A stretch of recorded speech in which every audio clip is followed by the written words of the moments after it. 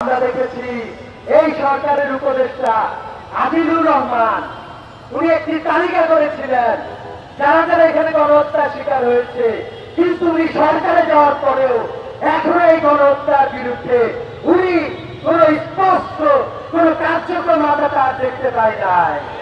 মুসলমানদের উপরে রাতের আধারে নামাজ পড়া, রাতের আধারে সারাদিন পরিশ্রম করে এই শাপলা চত্বরে এসে বিশ্রাম করা ঘুমন্ত মুসলমানদের উপরে যে গণহত্যা চালানো হয়েছিল তার প্রতিবাদ জানাতে ইসলামী ছাত্র শিবির এখানে উপস্থিত হয়েছে।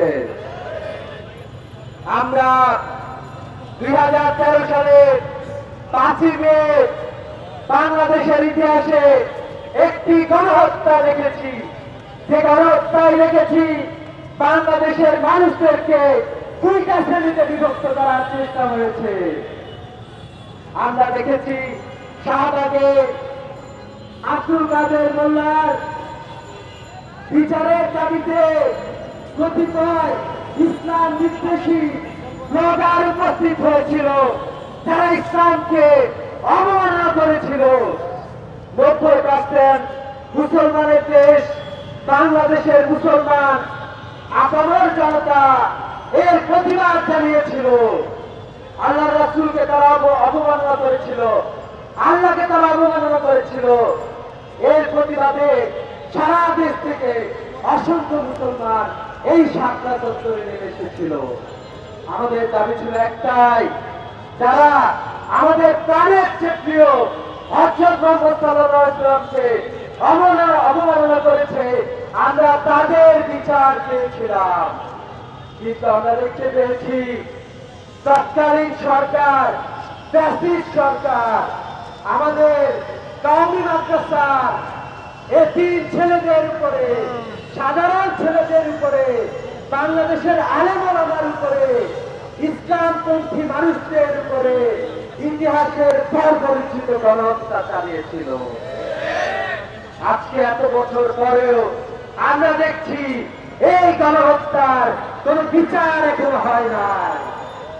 এই গণহত্যা নিয়ে শুধুমাত্র ঢাকা শহরে 66টি মামলা হয়েছে, সবগুলো মামলা হয়েছে যাদের উপরে গণহত্যা চালিয়েছে তাদের বিরুদ্ধে মামলা হয়েছে।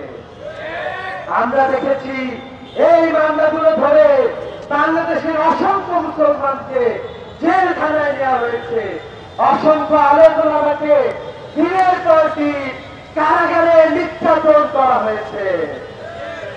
কিন্তু আমরা এখন পর্যন্ত এই ঢাকা শহরে যে সকল মামলা হয়েছে সেই মামলাগুলো এখন পর্যন্ত প্রত্যাহার হয় নাই।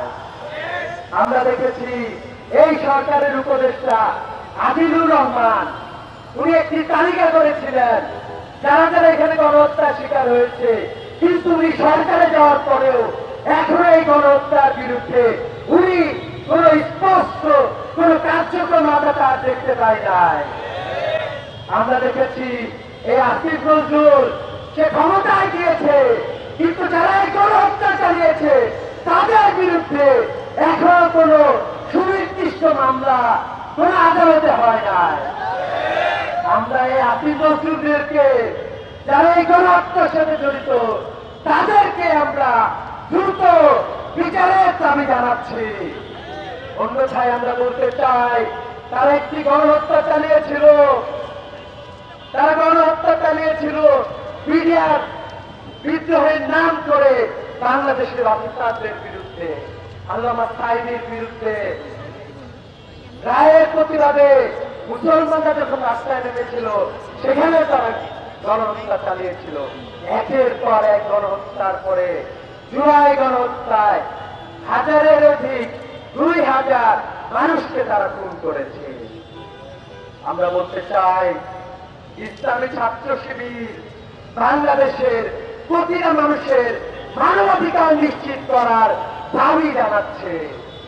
আমরা চাই প্রত্যেকটা গণহত্যার বিচার হবে। যারা গণহত্যা করেছে, তারা যখন গণহত্যা করেছে তারা কোন দল দেখে নাই, কোন মানুষকে তারা দেখে নাই। তারা বিএনপি দেখে নাই, তারা জামাত দেখে নাই, তারা শিবির দেখে নাই, তারা ছাত্র দল দেখে নাই, তারা হেফাজত দেখে নাই, তারা সাধারণ মানুষ দেখে নাই। নির্বিচারে সকলের উপরে গণহত্যা চলেছে। আমরা প্রত্যেকটা গণহত্যার বিচার দাবি জানাচ্ছি। For more updates, follow us on Facebook, subscribe our YouTube channel, get the latest update on www.daily-sun.com.